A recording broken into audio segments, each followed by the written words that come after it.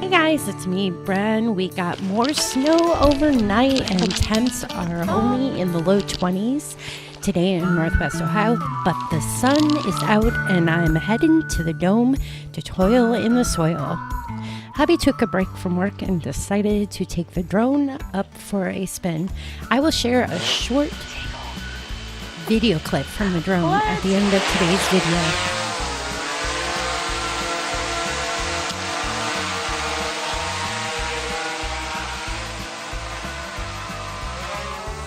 Holy crap. Today I want to focus on the strawberry plants I've been growing in the dome. Hard to imagine harvesting berries in a few short weeks with winter upon us. I've got some really cool things going on in the controlled space back there in the meadow where the dome's located. It's really hard to focus on one thing, but I'm going to try really hard. See the fluffy snow. Here is the 20-foot geodesic biodome we built from scratch with supplies from the local lumber store. You can do this too.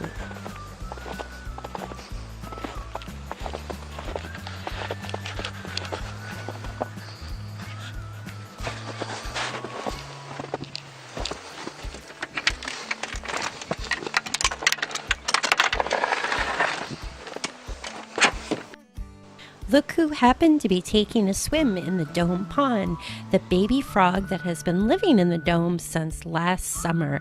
I bet he's eating his fair share of bugs.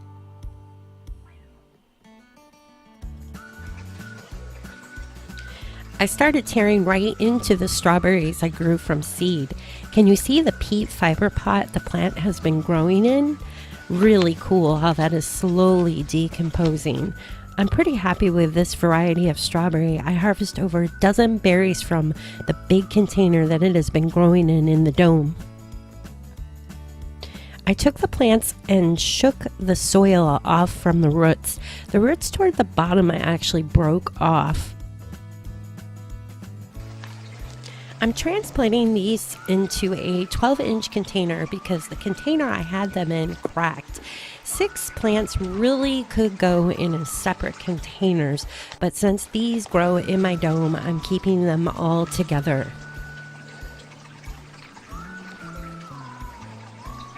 I'm adding fresh organic soil to make sure the roots are covered. These are going to go in the south wall of the dome where I recently added a few other strawberry containers. I think I have about 3 different varieties of strawberries growing in the dome now. These are the Delizz strawberries, that's spelled D-E-L-I-Z-Z. The Delizz strawberry is super easy to grow from seed and is an All-America Selections winner. Let's jump back to last year, March, when I first started the seedlings in the fiber peat pots in the dome. The seedlings took about 2 weeks to get some leaves on them under my LED lights in the house. Once they had about 6 or more leaves, I brought them out to the dome, keeping them in a little plastic cover seed container, even in the dome for extra protection. The seeds I start indoors, I use a little greenhouse container like this one. I soak the peat pods in water. They expand, and that is when they're ready to start the seeds in them. Today, I'm going to transplant them from the little peat pod into the fiber peat container. I want to note that you can start the seed directly in these 1-inch peat fiber containers using seed starter mix. To transplant to the fiber container, basically take a pinch of good organic soil, just enough when you drop that pod down into the container, it is level with the top. Then take a little more of that organic soil and basically fill in the top. Have a lot of fun doing this out in the middle of winter in the dome. These little plants will grow into strong, healthy plants that can go in their own containers or out in the landscape. I'm actually going to use these in one big container that grow in the dome. Note how I put just enough to put that peat pod disc so that the base of the plant is level with the top of the fiber container. Then gently put a little bit more of that organic soil in that container. I'm pressing it just a little bit. You don't want to pack it too tight. Then they go right back into this cute little plastic greenhouse container for seed starting. I'll end up putting the lid back on as these grow for another week or so.